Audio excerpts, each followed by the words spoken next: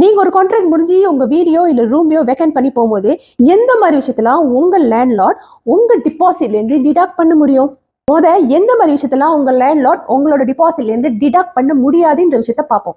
ஆணி அடிச்ச ஸ்க்ராட்ச், ஃப்ளார்ல சின்ன சின்ன ஸ்டெயின்ஸ் அண்ட் ஸ்க்ராச்சஸ், டோர் நாப் அதாவது உங்க கைப்பிடி லூஸ் ஆகுறது, இல்ல டெய்லி யூஸ் பண்ற விஷயத்துல உள்ள ஸ்க்ராச்சஸோ இல்ல ஸ்டெயினோ, இந்த மாதிரி விஷயத்தெல்லாம் உங்க லேண்ட்லார்ட் உங்களோட டிபாசிட்ல இருந்து டிடாக்ட் பண்ண முடியாது. ஃபார் எக்ஸாம்பிள், ஏர்கான் மெதுவா வேலை செய்யுது, ஃபேன் வேகமா சுத்த மாட்டேங்குது, இந்த மாதிரி விஷயம்லாம் உங்களோட ஃபால்ட்ஸ் இல்ல. ஸோ அப்ப எந்த மாதிரி விஷயத்த லேண்ட்லார்ட் உங்க டிபாசிட்ல இருந்து டிடாக்ட் பண்ண முடியும்?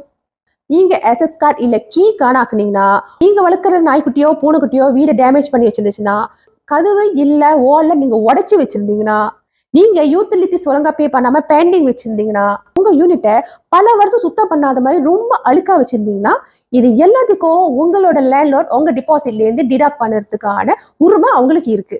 ஸோ ஒரு வீட்டுக்கு ரெண்டல் போறதுக்கு முன்னுக்கும் சரி, இல்ல அந்த கான்ட்ராக்ட் ஏர்ன் பண்ணும் போதும் சரி, நீங்க ரூல்ஸ் அண்ட் ரெகுலேஷனை படிச்சு பார்த்து அதுல சைன் போட்டு தான் அக்செப்ட் பண்ணிக்கணும்.